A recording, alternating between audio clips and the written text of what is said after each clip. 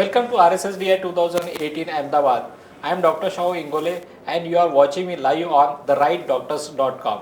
I am glad to have with me the eminent personality Dr. Ashish Rohtagi sir from New Delhi. Sir is the consultant physician and diabetologist. So welcome to the show, sir. Thank you. So sir, we will like to understand from you and like to know your views on the management of type 2 diabetes mellitus patients, wherein we know that the metformin is the first drug of choice as been recommended by the various guidelines, and to add on to metformin various classes of drugs are available. So in that DPP-4 inhibitors are the most preferred class of drug. So what are your views as far as the managing such kind of patients with DPP-4 inhibitors are concerned?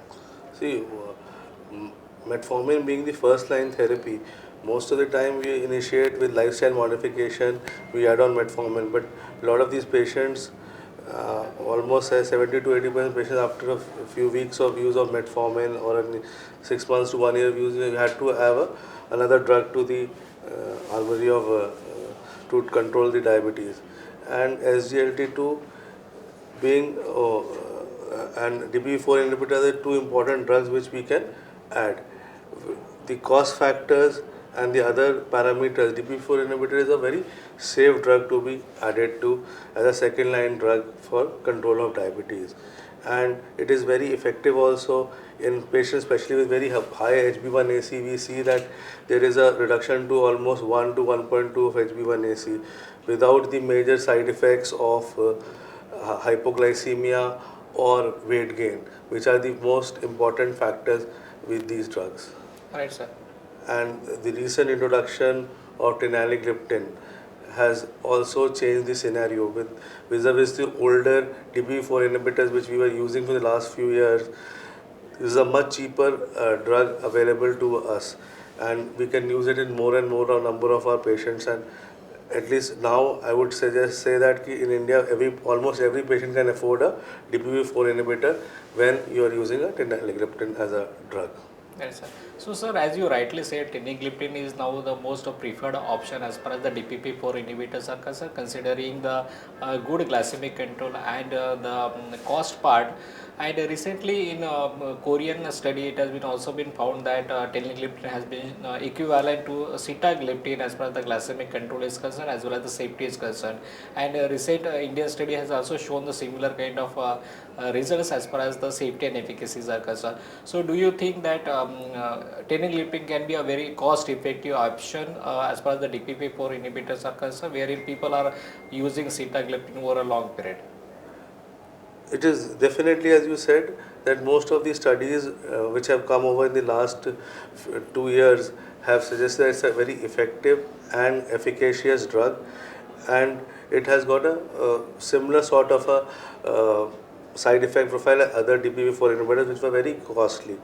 So probably the reason is that most of the other gliptins which we have been using previously are either from Europe or US, and that is why they have been the more studied initially, and there was a boom of them in the market. This being an Asian molecule, probably we are not able to use this or we did not have that robust data to back this up initially. With now being so much used in India and the Asian countries, we are now seeing more and more data being derived for this drug, and it is a very efficacious and a safe drug to be used. Only thing I would like to mention is probably there is still an issue of QTC prolongation with it.